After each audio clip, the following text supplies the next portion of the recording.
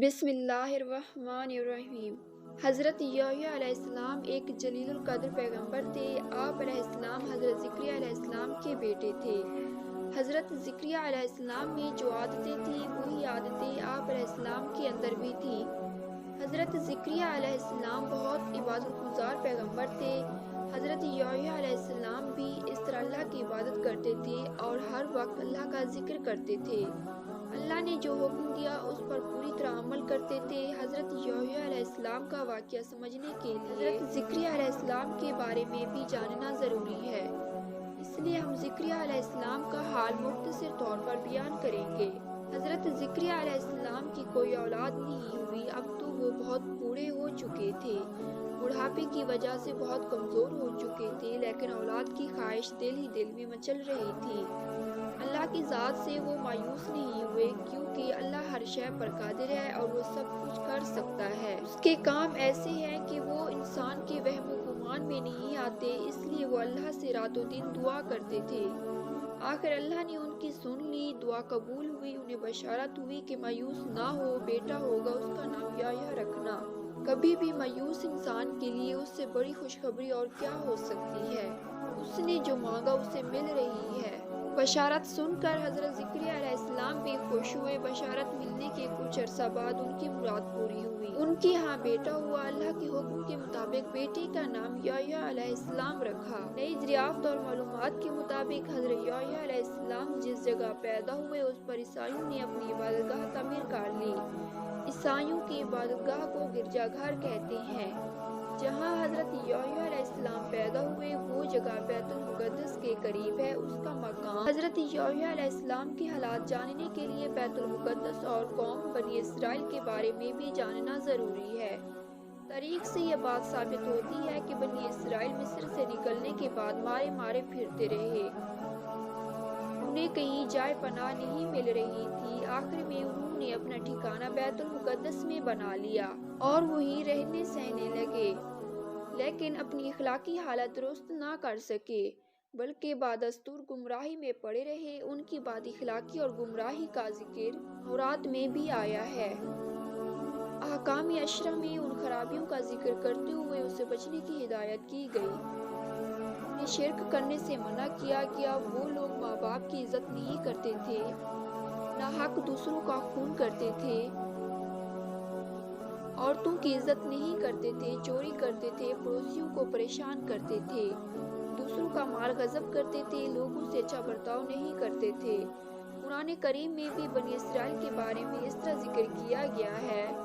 اللہ تعالیٰ نے بنی اسرائیل سے عہد لیا کہ سوائے اللہ کے کسی کی عبادت نہ کرو، لوگوں سے اچھا برتاؤ کرو، نماز قائم کرو، زکوٰۃ ادا کرو، لیکن بنی اسرائیل اس پر عمل نہیں کرتے تھے۔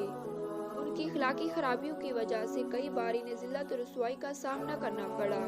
انہیں راہ راست پر لانے کے لیے پیغمبر آتے رہے، لیکن لوگوں نے ان کی باتوں پر کان نہیں دھرا۔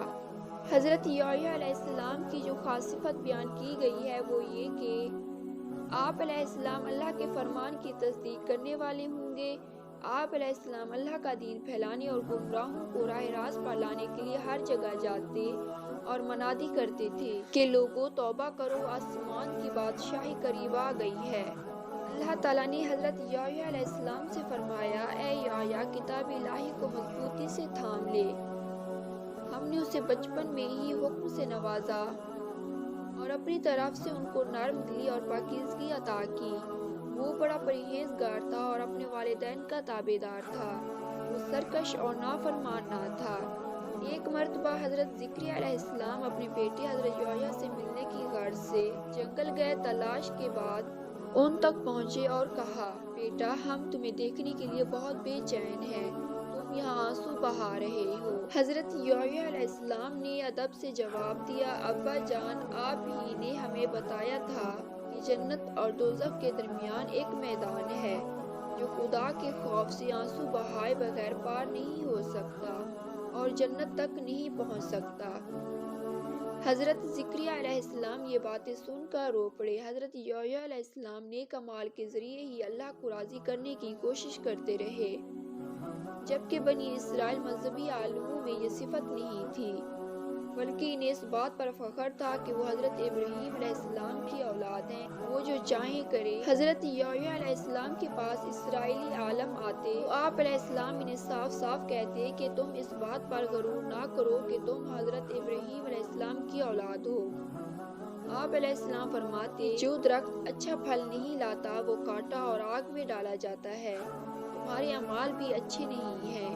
حضرت یحییٰ علیہ السلام کی باتیں دل پر اثر کرنے والی ہوتی تھیں، جو سنتا دم بخود ہو جاتا اور روحانی سکون اور مسرت حاصل کرتا۔ حضرت صالح علیہ السلام کو معلومات حاصل کرنے کا شوق تھا، اس غرض سے آپ علیہ السلام نے اپنے 2 شاگردوں کو حضرت عیسیٰ علیہ السلام کے پاس پیغمبر دے کر بھیجا۔ وہ 2 شاگرد حضرت عیسیٰ علیہ السلام کے پاس گئے اور حضرت یحییٰ علیہ السلام کا پیغام سنایا تو حضرت عیسیٰ علیہ السلام نے انہیں نصیحت کی، دین کی باتیں بتائیں اور معجزات بھی دکھائے اور فرمایا جو کوئی تم نے دیکھا وہی جا کر بیان کرو۔ شاگرد واپس آئے اور فرمایا جو اندھے تھے دیکھنے لگے اور جو لنگڑے تھے چلنے کے قابل ہو گئے، جو مردہ تھے وہ زندہ ہو گئے۔ حضرت یحییٰ علیہ السلام نے سن کر فرمایا کہ کمزوروں کی مدد کرنا بھی بہت بڑی نیکی ہے۔ حضرت یحییٰ علیہ السلام برائی اور فحاشی سے بے حد نفرت کرتے تھے۔